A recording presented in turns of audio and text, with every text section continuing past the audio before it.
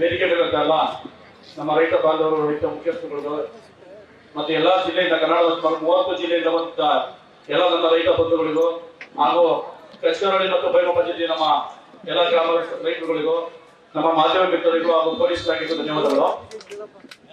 ನಾನೀಗ ಮಾತಾಡ್ತಾ ವಿಚಾರ ನಮ್ಮ ಭಾಗದ ರೈತರುಗಳಿಗೆ ಸಾಕಷ್ಟು ಮಾಹಿತಿ ಇದೆ. ಸೊ ಬಂದಂತ ಹೊರ ಜಿಲ್ಲೆಯಲ್ಲಿ 30 ಜಿಲ್ಲೆಗೆ ಬಂದವರು ಅದನ್ನ ಇಲ್ಲಿನ ವಸ್ತುಸ್ಥಿತಿಯನ್ನು ಒಂದು 2-3 ನಿಮಿಷ ಹೇಳುವಂತ ಪ್ರಯತ್ನ ಮಾಡ್ತೀನಿ. ಈ ಕೃಷ್ಣಹಳ್ಳಿ ಮತ್ತು ಬೈಮಲ್ ಗ್ರಾಮ ಪಂಚಾಯತ್ ವ್ಯಾಪ್ತಿಯಲ್ಲಿ ಸುಮಾರು 2 ನದಿಗಳಿರ್ತವೆ. ಒಂದು ಕೃಷ್ಣಾವತಿ ನದಿ, ಮತ್ತೊಂದು ಸುವರ್ಣಮುಖ ನದಿ. ಒಂದು ಭೂಸ್ವಾಧೀನ ಪ್ರಕ್ರಿಯೆ ಆಗ್ಬೇಕು ಅಂತ ಅಂದ್ರೆ 2013 ಭೂಸ್ವಾಧೀನ ಕಾಯ್ದೆ ಪ್ರಕಾರ ಫಲವತ್ತಾದ ಬಹುವಾರ್ಷಿಕ ಕೃಷಿ ಬೆಳೆ ಇರುವಂತಹ ಭೂಮಿಗಳನ್ನ ಭೂಸ್ವಾಧೀನ ಮಾಡ್ಕೋಬಾರ್ದು, ಬಂಜರು ಮತ್ತೆ ಮಳೆಯಾಶ್ರಿತ ಭೂಮಿಗಳನ್ನ ತಗೋಬೇಕು ಅಂತ ಸ್ಪಷ್ಟವಾದ ಕಾನೂನು ಇದ್ದರೂ ಸಹ ಈ ರಾಜ್ಯ ಸರ್ಕಾರ ಇವತ್ತು ಏನು ಒಂದು 87 ಕೂಡ ಆಗ್ತಿರೋದಿಲ್ಲ ಬ್ರಿಟಿಷ್ ಮಾಡಿದ ಕಾನೂನು, ಆ ಕಾನೂನಿನಲ್ಲಿ ನಮಗೆ ಭೂಸ್ವಾಧೀನ ಪ್ರಕ್ರಿಯೆಯನ್ನು ಒಂದು ಪ್ರಕ್ರಿಯೆ ನಡೆಸಿದ್ದಾರೆ. ಈ ಭಾಗದಲ್ಲಿ ಸುಮಾರು ದಿನಕ್ಕೆ 22,000 ಸುಮಾರು ತಿಂಗಳಿಗೆ 6,60,000 ಲೀಟರ್ ನಾವು ಬೆಂಗಳೂರು KNF ಆಲ್ರೆಡಿ 2% ಕೊಡ್ತಾ ಇದೀವಿ. ಜೊತೆಗೆ ರೇಷ್ಮೆಯಿಂದ ಸುಮಾರು 40 ಕೋಟಿಯಷ್ಟು ರೇಷ್ಮೆಯಿಂದ ಈ ಭಾಗದ ರೈತರು ದಿನ ಮಾಡ್ತಾ ಇದ್ದಾರೆ. ಜೊತೆಗೆ ತೆಂಗು, ಅಡಿಕೆ, ಬಾಳೆ, ಸಪೋಟ ಇತರ ಮರಗಳನ್ನು ಸೇರಿಸಿ ಸುಮಾರು 8 ಲಕ್ಷ ಮರಗಿಡಗಳು ತೋಟಗಾರಿಕೆ ಇಲಾಖೆಯಲ್ಲಿ ಕನ್ಫರ್ಮ್ ಮಾಡಿದ್ದಾರೆ. ಇಷ್ಟು ಸಮೃದ್ಧವಾದಂತಹ ಭೂಮಿನ, ಇಷ್ಟು ಮರಗಿಡಗಳು ನೀರಾವರಿ ಭೂಮಿನ ಯಾಕೆ ಭೂಸ್ವಾಧೀನ ಮಾಡ್ಕೋಬೇಕು ಅನ್ನೋದು ಈ ಸರ್ಕಾರ ವಿಪರ್ಯಾಸ. ಜೊತೆಗೆ ಒಂದಷ್ಟು ಸಾಕಷ್ಟು ಸರ್ಕಾರಿ ಗೋಮಾಳಗಳಿಂದ ಈ ಭಾಗದಲ್ಲಿ ತುಂಬಾ ಕಟ್ಟಾಕಿದ್ದಾರೆ. ಜೊತೆಗೆ ಏನಾಗಿದೆ, ಈ ಭಾಗದಲ್ಲಿ 2 ನ್ಯಾಷನಲ್ ಹೈವೇ ಮಧ್ಯೆ ಇದೆ, 2 ಕೈಗಾರಿಕಾ ಪ್ರದೇಶ ಮಧ್ಯೆ ಇರೋದ್ರಿಂದ ಇಲ್ಲೊಂದಷ್ಟು ಲ್ಯಾಂಡ್ ಮಾಫಿಯಾ ಮಾಡ್ಬೇಕು, ರಿಯಲ್ ಎಸ್ಟೇಟ್ ಮಾಡ್ಬೇಕು ಅನ್ನೋ ಉದ್ದೇಶ ಸರ್ಕಾರ ಈಗಾಗಲೇ ಹಾಕಿದೆ. ಈ ಬೆಳೆಯನ್ನು ಬೆಳೀತಾರೆ ಯಾರು ಅಂತಂದ್ರೆ ದೊಡ್ಡ ಜಮೀನ್ದಾರಗಳು ಯಾರು ಅಲ್ಲ. ನಮ್ಮ ಭಾಗ 10 ಗುಂಟೆ 20 ಗುಂಟೆ 1 ಎಕರೆ 2 ಎಕರೆ ಸಣ್ಣ ಭೂಮಿದಾರರು ಇದನ್ನೇ ಜೀವನ ಮಾಡಿಕೊಂಡು ತುಂಬಾ ಸ್ವಾವಲಂಬಿಯಾಗಿ ಬದುಕಿದ್ದಾರೆ. ವಿಶೇಷವಾಗಿ ನಮ್ಮ ಭಾಗದಲ್ಲಿ ಒಂದು 1,200 ಮಹಿಳೆಯರು ಹಾಲು ಹಾಕೊಂಡು ಜೀವನ ಮಾಡ್ತಾರಂತ ಸ್ವಾವಲಂಬಿಯಾಗಿ ಯಾವುದೇ ಕಾರ್ಖಾನೆಗಳು ಹೋಗಿದೆ, ಇನ್ನೊಬ್ಬರ ಕೈಗಳು ಕೆಲಸ, ಯಾವುದೇ ಮನೆ ಕೆಲಸ ಹೆಣ್ಮಕ್ಳನ್ನ ಬೇರೆ ಮನೆ ಕೆಲಸಕ್ಕೂ ಅಥವಾ ಕಾರ್ಖಾನೆಗಳು ದೂಡುವಂತ ಕೆಲಸನ ಈ ಸರ್ಕಾರ ಹೊಡೆದಿದೆ. ಜೊತೆಗೆ ಏನಾಗಿದೆ, ಇಲ್ಲಿ ಜಮೀನಿಂದ ಇರುವಂತವರು ಬೇರೆಯವ್ರ ಜಮೀನಲ್ಲಿ ಪಾಲುಗಾರಿಕೆ ಜೀವನ ಮಾಡ್ಕೊಂಡು ರೇಷ್ಮೆ ಮತ್ತು ಹಸು ಸಾಕಣೆ ಮಾಡ್ಕೊಂಡು ಸುಮಾರು 500 ಕುಟುಂಬಗಳು ಬದುಕ್ತಾ ಇದೆ. ಜೊತೆಲಿ ಕೂಲಿ ಕಾರ್ಮಿಕರು ಜಮೀನಿಂದ ಬೇರೆ ಕೂಲಿ ಮಾಡಲು ಸಹ 500-700 ಕುಟುಂಬಗಳು ಈ ಭಾಗದಲ್ಲಿ ಬದುಕ್ತಾ ಇದ್ದಾರೆ. ಇಂಥ ಒಂದು ಸಮೃದ್ಧವಾದ ಭೂಮಿಯನ್ನು ಕಿತ್ಕೊಂಡು ಇಷ್ಟು ನೀರಾವರಿ ಭೂಮಿ 90% ನೀರಾವರಿ 90% ತೋಟಗಾರಿಕೆ ಇಷ್ಟು ಸಮೃದ್ಧವಾದ ಭೂಮಿ ಕಿತ್ಕೊಳ್ತದ್ದು ಬಹಳ ನವೀನ ಸಂಗತಿ.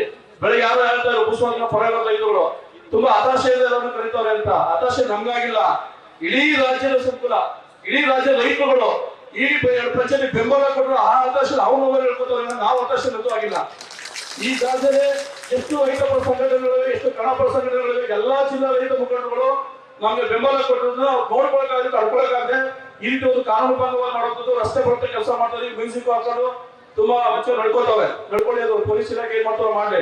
ಆದ್ರೆ ನಮ್ಮ ಸ್ವಾವಲಂಬಿ ರೈತರುಗಳು ಯಾವುದೇ ಕಾರಣಕ್ಕೂ ಈ ನೀರಾವರಿ ಮತ್ತು ತೋಟಗಾರಿಕೆ ಬೆಳೆಯುವಂತ ಭೂಮಿನ ಕೊಡಲ್ಲ ಅನ್ನೋದನ್ನ 2 ಪಂಚಾಯತಿ ಗಂಟಾಗೋಷ್ಠಿ ಹೇಳ್ತೀನಿ.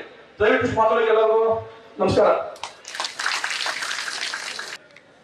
ಯಾಕೆ ಅಂದ್ರೆ ನಿಮ್ದು ರಾಮನಗರ ಜಿಲ್ಲೆಯಲ್ಲಿ ಒಂದೇ ಅಲ್ಲ, ಹಾಸನ ಜಿಲ್ಲೆಗೂ ಕೈ ಹಾಕಿದ್ದಾರೆ. ಇವ್ರಿಗೆಲ್ಲ ಗಾಚ ರೊಕ್ಕಿಸ್ಕೊಂಡಿದೆ. ಇದೊಂದು ಬಿಲ್ಡಿ ಒಂದೇ ಅಲ್ಲ, ಹಾಸನ ಜಿಲ್ಲೆಗೂ ಕೈ ಹಾಕಿದ್ರೆ ನಿನ್ನೆ ಗೊತ್ತಾಯ್ತು ನಮಗೆ 1000 ಎಕರೆ ಅಕ್ವೈರ್ ಮಾಡ್ತಾರೆ ಅಂತ ಹೇಳಿ. ನಾವು ನಿನ್ನೆ ರೈತ ಸಂಘದ ಮೀಟಿಂಗ್ ಸೇರ್ಕೊಂಡು ಮಾತಾಡ್ಕೊಂಡಿದ್ವಿ.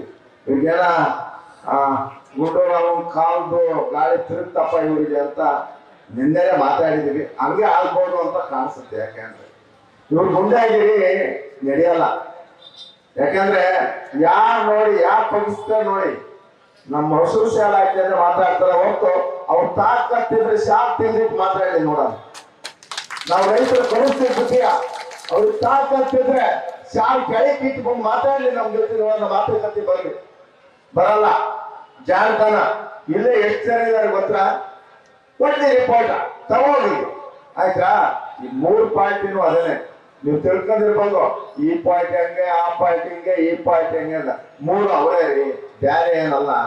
ಇವತ್ತು ಯಾವ ಜಿಲ್ಲೆಯಲ್ಲಿ ಹೋದ್ರೂ ಅವ್ರಿಗೆ ಕಣ್ಣಿರೋದೇ ಎಲ್ಲಿದೆ ಭೂಮಿ ಅಂತ ಹುಡುಕ್ಬಿಟ್ಟು ಇವತ್ತು 1000 ಎಕರೆ 500 ಎಕರೆ 800 ಎಕರೆ ಈ ತರ ಎಲ್ಲ ಅಕ್ವೈರ್ ಮಾಡ್ತಾ ಇದ್ದಾರೆ. ದಯವಿಟ್ಟು ಇದು ಬಿಡಬೇಕು. ರಾಜ್ಯ ಸರ್ಕಾರ ಒಂದು ಮಾತುಕತೆ ಬರಬೇಕು. ಬರ್ಲಿ, ಜನದ ಮಧ್ಯೆ ಬರ್ಲಿ, ಕರೀಲಿ. ಇದೇ ತರ ಬಹಿರಂಗವಾಗಿ ನಿಮ್ಮೂರಲ್ಲಿ ಕರೀಲಿ, ಚರ್ಚೆ ಮಾಡಿ, ನಾವು ಬರ್ತೀವಿ. ಶಿವಕುಮಾರರೇ, ದಯವಿಟ್ಟು ಇದನ್ನ ನೀವು ಮತ್ತೆ ಕುಮಾರಸ್ವಾಮಿ ಅವರು ಮಾತಾಡ್ಕೊಂಡು ದಯವಿಟ್ಟು ನಿಮ್ಮ ಅಟಕ್ ಬಿದ್ದು ರೈತರು ಬಲಿ ಕೊಡಬೇಡಿ ಅಂತ ನಾವು ಕೇಳ್ತೀವಿ. ಇವರು ಅಟಕ್ ಬಿಡ್ರಿ, ನಮಗೂ ಅನ್ಯಾಯ ಹಾಸನ ಜಿಲ್ಲೆಯಲ್ಲಿ DK ಶಿವಕುಮಾರ್ ಯಾರೋ ಒಬ್ರು MP ಗೆಲ್ಲಿಸ್ತಿದ್ದಾರೆ ಅಂತ ಹೇಳಿ ಅವರ ಅಟದ ಮೇಲೆ ನಮಗೆ ದುಡ್ಡು ಬಿಡುಗಡೆ ಮಾಡ್ತಾ ಇಲ್ಲ, ನಮ್ಮ ಜಿಲ್ಲೆ ಕೆಲಸ ಆಗ್ತಾ ಇಲ್ಲ. ಇವರ ಚಿಕ್ಕತನಕ್ಕೆ ನಮ್ಮನ್ನು ಬಲಿ ಕೊಡ್ಬೇಡಿ ದಯವಿಟ್ಟು. KT ಗಂಗಾಧರ್ ಅವರು ಹೇಳಿದಂಗೆ ಈ ಜಿಲ್ಲೆಯ ಬರ್ರಿ, ಇವೆರಡು ಪಂಚಾಯತಿನೇ ಕರೀಲಿ, ನಾವು ಬ್ಯಾಡ್ರಪ್ಪ, ನೀವೆರಡು ಪಂಚಾಯತಿನೇ ಕರೆದು ಶಿವಕುಮಾರ್ ಅವರು ಮಾತಾಡಿ. ನ್ಯೂಸ್ ಫಸ್ಟ್ ನಿರ್ಭೀತಿಯಿಂದ ನಿಮ್ಮ ಪರವಾಗಿ.